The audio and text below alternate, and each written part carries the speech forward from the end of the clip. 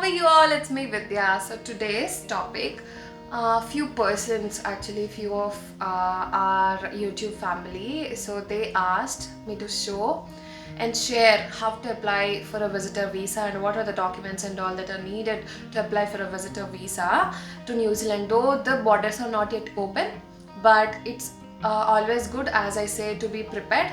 So I would just like to share what are the details and what are the websites that you need to refer to apply for a visitor visa to New Zealand. So let's get started.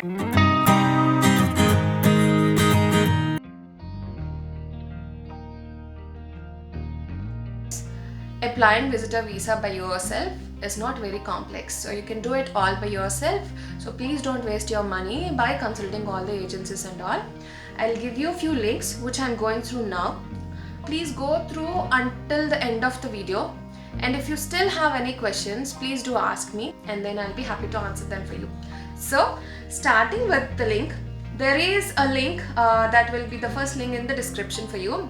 It's the New Zealand immigration website link itself, which has an overview of what eligibility of the visitor visa and what are the documents that they are looking for if you have to apply for a visitor visa and all.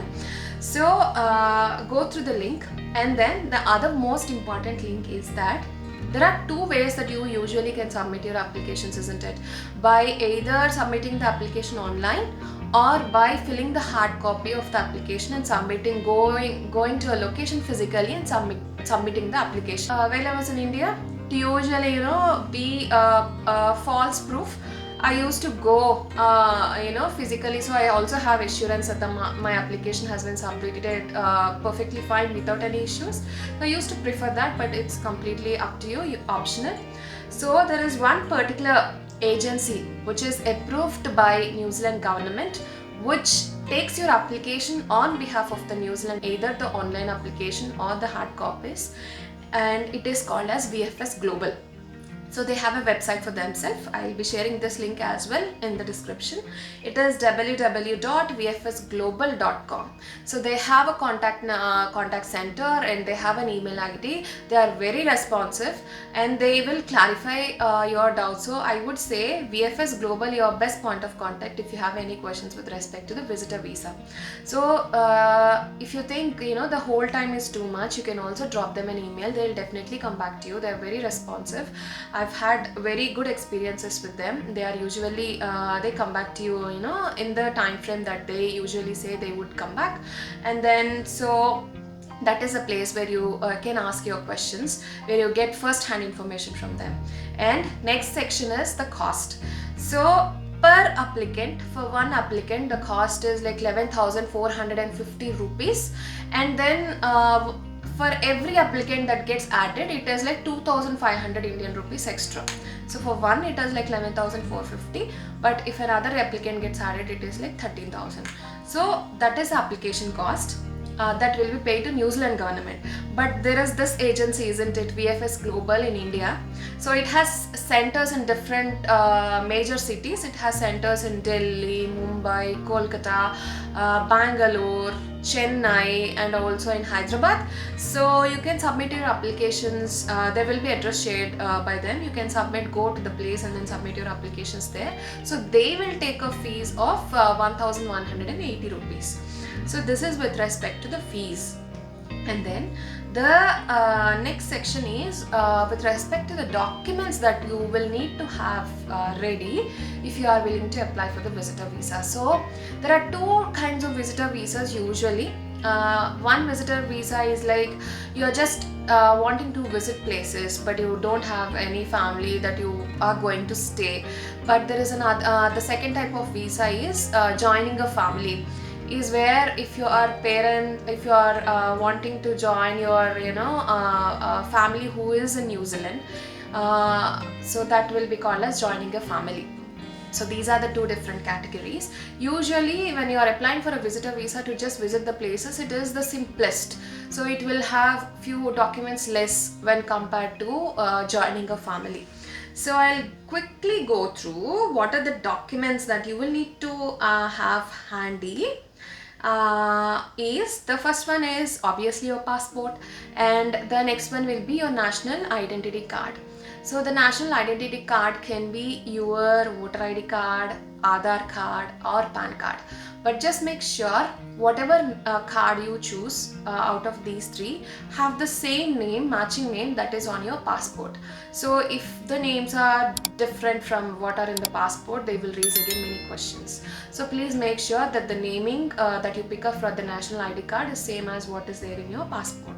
And the other one that you will need is the police clearance certificate.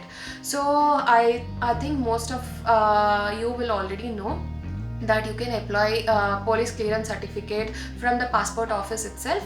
So there will be a similar option, when you submit your application for passport, there will be a similar option to also submit for a police clearance check under the same section. So you can also apply for a police clearance check through the passport office, and it is the simplest option. That is one. And the other one important thing is also the air tickets. If you are visiting on a visitor visa, it is very much recommended that you should have to and fro air tickets, because they would usually ask for to and fro air tickets if they have to issue a visitor visa to you, because you are just visiting and you are you have to go back once you visit. So that's why they will expect to and fro air tickets from you. So please get to and fro air tickets as well ready before you apply for a visitor visa. And there is also another one which is needed, which is called as a genuine intentions letter. It is just a simple letter which can be written in a Word document to address the immigration officer with a date on it, and then say your full name, whoever are traveling with the full names. I am so and so person with your full name, and I have these two persons as my family who will be traveling with me to New Zealand from this date to this date. So we have return tickets booked, please find attached the same. And then we will definitely come back to India after or come back to another country from wherever you're starting after we finish our trip to New Zealand, and we do not have any intentions to stay back. So that is what on a high level that you need to put on this genuine intentions letter. Take a printout and then sign on the letter, scan it, and then you will have to upload it if it is an online, and then submit if it is a hard copy application. So these are the documents that you will need. And then also you will need to show the proof of funds. The proof of funds usually is very less. If you have your air tickets booked and accommodation booked, then you just need to show that you have a balance of 400 New Zealand dollars per month on your account. 400 New Zealand dollars is 20,000 Indian rupees. If you show that much, if you have both the air tickets and accommodation booked, then that is good. But in case if you don't have accommodation booked, you need to have a minimum of 1,000 New Zealand dollars per month in your bank account, which is like 50,000 Indian rupees. So usually if you are visiting, I think you will obviously book your accommodations in advance. So it should be all good. You just need to show that 400 New Zealand dollars or 20,000 Indian rupees in your account. So that proof of your bank statement should be provided to them. So these are all if you are just visiting. There are just two more documents that you will need if you are kind of joining your family. So if you are joining family, usually the person who is staying in New Zealand will need to sponsor you.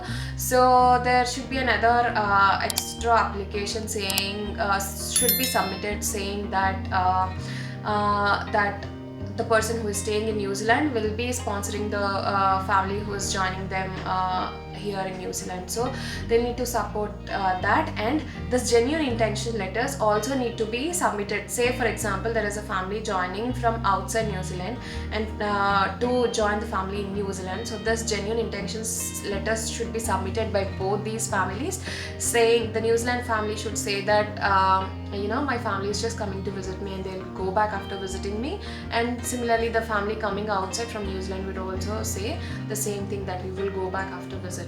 So these are kind of the extra things that are needed with respect to the joining the family visitor visa in New Zealand. So I think that's all for now. These are the details that I have done. I've gone through my previous application that I've submitted for my parents, and then to make sure that I'm not giving any false information to you. So I'll put all these required links in the description of this particular video. And if you still have any questions, please don't hesitate to ask me. Take care until then. Bye bye.